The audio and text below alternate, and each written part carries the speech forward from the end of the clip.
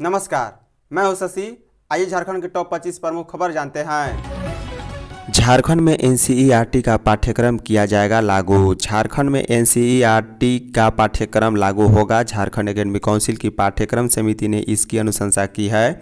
Jack अध्यक्ष doctor Natwa Hansda के नेतृत्व में शनिवार को पाठ्यक्रम समिति की बैठक हुई। इसमें राज्य के शैक्षणिक ढांचे को राष्ट्रीय मानकों और भविष्य केंद्रित दक्षताओं के अनुरूप बनाने के लिए निर्णय लिए गए हैं। अब पाठ्यक्रम समिति की अनुशंसा को जैक बोर्ड की बैठक में रखा जाएगा। इसमें अंतिम निर्णय होने के बाद इसे लागू किया जाएगा। बता दें, पाठ्यक्रम समिति ने कक्षावार चरणबद्ध रूप से एनसीईआरटी पाठ्यक्रमों और पाठ्यक्रम को अपनाने की योजना की समीक्षा की। इससे राष्ट्रीय शिक्षा नीति 2020 के अनुरूप छात्रों में वैचारिक स्पष्टता सुनिश्चित की जा सके।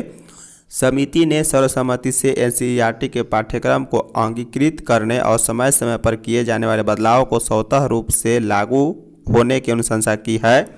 बता दें, जैक अध्यक्ष डॉक्टर नटवा हंसदा ने स्पष्ट किया है कि बोर्ड गुणवत्तापूर्ण, पारदर्शिता और भविष्य उन्मुख शिक्षा प्रणाली को बढ़ावा देने के लिए प्रतिबद्ध है। रांची से 500 के नकली नोट के 42 बंडल जब्त, 2 गिरफ्तार। रांची पुलिस ने नकली नोट चलाने वाले गिरोह का पर्दाफाश किया है। पुलिस ने नकली नोटों के 42 बंडल बरामद किए हैं।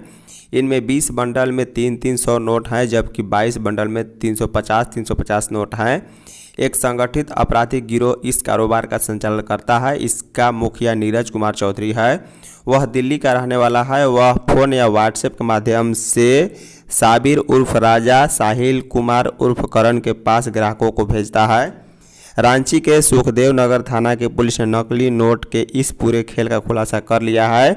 उसने 2 लोगों को गिरफ्तार किया है, जिसमें साबिर उर्फ राजा और साहिल कुमार उर्फ करण हैं। दोनों की उम्र 27 साल और 32 साल है।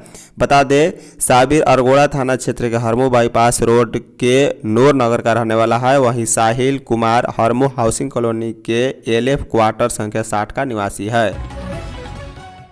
भारी बारिश से जनजीवन अस्त व्यस्त, बच्ची की मौत। झारखंड में मानसून की बारिश से जनजीवन अस्त व्यस्त हो गया है। खरसावा में बारिश की वजह से मिट्टी का घर गिर गया, जिसमें दबकर 5 साल की बच्ची की मौत हो गई है। सरायकेला खरसावा जिले के राजनगर में मिट्टी का घर धंस गया, जिसमें 10 लोग दब गए। 2 लोगों की हालत गंभीर है। खूंटी में लगातार बारिश से नदियां उफान पर है। राजधानी रांची में एक दिन में 124 मिलीमीटर वर्षा हुई है। बता दें, सरायकेला खरसावा जिले के खरसावा थाना क्षेत्र के कोल सिमला गांव में भारी बारिश से एक मिट्टी का घर गिर गया। उसमें दबकर 5 वर्ष की बच्ची की मौत हो गई। घटना शनिवार सुबह करीब 4 बजे की है। कैमरून में फंसे 17 प्रवासी मजदूर लौटे घर। दक्षिण अफ्रीका के कैमरून में फंसे झारखंड के सभी 19 प्रवासी मजदूरों के वेतन का भुगतान हो गया है। 17 मजदूरों की शनिवार को वतन वापसी हो रही है। वहीं 3 से 4 माह से वेतन नहीं मिलने की वजह से ये लोग परेशान थे। खाने पीने की किल्लत हो गई थी। इसका वीडियो बनाकर सोशल मीडिया में डाला था। इसके बाद भारत सरकार हरकत में आई। भारतीय दूतावास की मदद से झारखंड के बोकारो हजारीबाग जिले से कैमरून गए 19 मजदूरों के बकाया वेतन और वतन वापसी पर संबंधित कंपनी और मजदूर के बीच वार्ता हुई है। बकाया वेतन मिलने के साथ ही उनकी वतन वापसी का भी रास्ता साफ हो गया। बता दें, प्रवासी मजदूर अपने घर लौटे। यह सुनकर उनके परिवार के लोगों में खुशी का माहौल है। परिजनों ने मदद करने के लिए भारत सरकार के साथ साथ मीडिया के लोगों और प्रवासी मजदूरों के हित में काम करने वाले समाज सेवी सिकंदर अली के प्रति आभार जताया है। झारखंड में भारी बारिश से 5 लोगों की मौत, 1 लापता। झारखंड के कई हिस्सों में भारी बारिश ने कहर बरपाया है। बारिश से संबंधित घटनाओं में 5 लोगों की मौत हो गई है। वहीं कई अन्य घायल हो गए हैं और 1 व्यक्ति लापता है। भारत मौसम विज्ञान विभाग ने पलामू, गढ़वा और चतरा जिला के लिए रविवार सुबह 8:30 बजे तक अत्यधिक भारी बारिश का रेड अलर्ट जारी किया है, जबकि लातेहार, रांची, खूंटी, लोहरदगा, सरायकेला खरसावा, पूर्वी और पश्चिमी सिंहभूम जिले के लिए ऑरेंज अलर्ट जारी किया गया। अधिकारियों ने बताया है कि शुक्रवार रात सरायकेला खरसावा जिले में एक मकान ढहने से एक महिला और उसके 7 वर्षीय बेटी की मौत हो गई। उन्होंने कहा है कि राजनगर प्रखंड के कादू गांव में हुई इस घटना में 8 लोग घायल भी हुए हैं। राजनगर के खंड विकास अधिकारी मलय दास ने कहा है कि जमशेदपुर के एमजीएम अस्पताल में इलाज के दौरान महिला और उसके बेटे की मौत हो गई। वहीं संतोष लोहरा नामक व्यक्ति का कच्चा मकान गिरने से 8 अन्य लोग भी घायल हैं।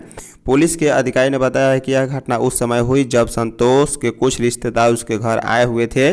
पुलिस ने कहा है कि जिले में एक अन्य घटना में शनिवार सुबह एक घर की दीवार गिरने से 5 साल के बच्चे की भी मौत हो गई है और 3 अन्य घायल हो गए हैं।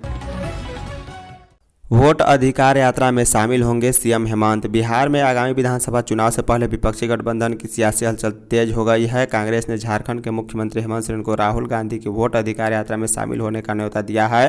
जानकारी के मुताबिक कांग्रेस नेतृत्व ने हेमंत सोरेन के साथ साथ कांग्रेस शासित राज्य के मुख्यमंत्रियों, मंत्रियों, सांसदों, विधायकों और प्रमुख नेताओं को बिहार में कैंप करने को कहा है।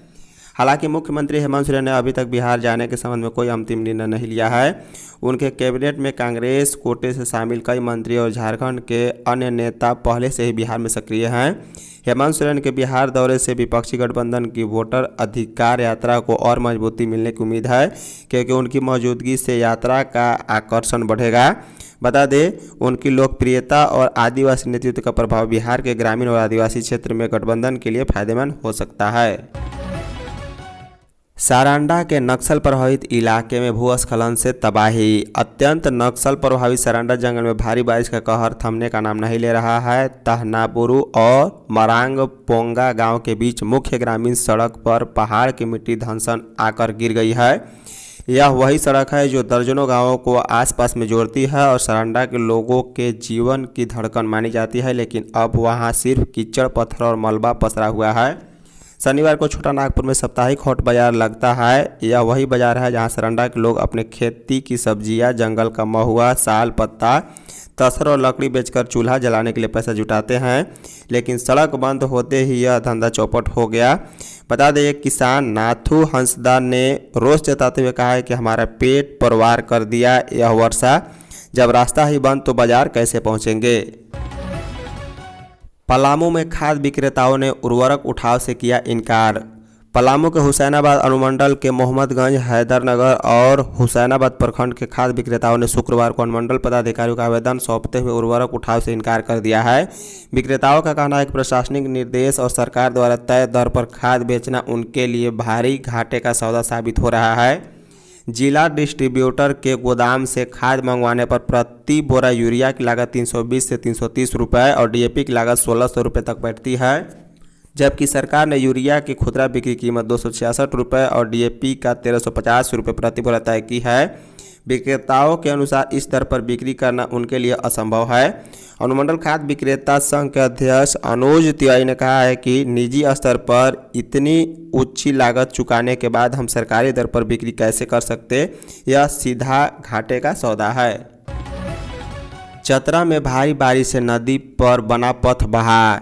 चतरा के कन्हाचट्टी प्रखंड में 3 दिन से हो रही झमाझम वर्षा ने जनजीवन को पूरी तरह अस्त व्यस्त कर दिया है। भारी वर्षा के कारण गहरी नदी पर बने 2 पुलों का पहुंच पथ बह गया है, वहीं लोगों का आवागमन पूरी तरह बाधित हो गया है।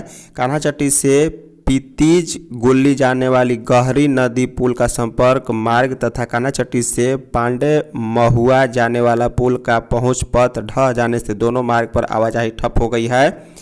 कई सड़कों का उपयोग प्रखंड मुख्यालय से दर्जनों गांवों के लोग करते हैं। पुलिया बहने से जमरी, बक्सपुर, पेलतौला, चारू राजा चौक, बकोइया, चैनपुर, बड़वार, हरहद, मदगड़ा और डोडागड़ा समेत कई गांवों का संपर्क प्रखंड कार्यालय से टूट गया है। ग्रामीणों को अब मुख्यालय तक पहुंचने के लिए लंबा रास्ता तय करना पड़ रहा है। धनबाद पुलिस ने बाइक के साथ 3 को दबोचा। धनबाद पुलिस ने धनसार थाना क्षेत्र में लगातार हो रही मोटरसाइकिल चोरी की घटनाओं का उद्भेदन करते हुए अंतर जिला चोरी गिरोह का पर्दाफाश किया है। पुलिस ने 3 अपराधियों को गिरफ्तार भी कर लिया है। वहीं चोरी के 4 बाइक, कई कटिंग किए गए बाइक के पार्ट और 3 मोबाइल भी जब्त किए हैं। मामले में सिटी एसपी ने प्रेस वार्ता कर बताया है कि 20 अगस्त को शंकर नगर बरमसिया निवासी 17 वर्षीय सुरेश सिंह ने धनसार थाना में शिकायत दर्ज कराई थी कि उनके घर के बाहर खड़ी होंडा शाइन मोटरसाइकिल चोरी हो गई। उसके पूर्व 17 अगस्त को भी जन्माष्टमी के दिन टाटा मोटर्स के पास से एक स्प्लेंडर प्लस मोटरसाइकिल चोरी होने की घटना सामने आई थी। इन बढ़ती वारदातों को गंभीरता से लेते हुए वरिष्ठ पुलिस अधिकारी के निर्देश पर विशेष टीम गठित की गई और आसपास के सीसीटीवी फुटेज की गहन जांच की गई। जांच के दौरान फुटेज में सफ़ेद और ब्लू टी-शर्ट पहने एक युवक मोटरसाइकिल चोरी करता हुआ दिखाई दिया था। श्रावणी मेला ड्यूटी से लापता पुलिस जवान का शव पलामू से बरामद। पलामू जिले में एक पुलिस जवान विजय उरांव की पत्थर से कूचकर निर्मम हत्या कर दी गई है। विजय देवघर में श्रावणी मेला ड्यूटी के बाद से लापता थे। गुरुवार को उनका शव लेस्लीगंज थाना क्षेत्र के एक जंगल से बरामद किया गया। इससे इलाके में सनसनी फैल गई है।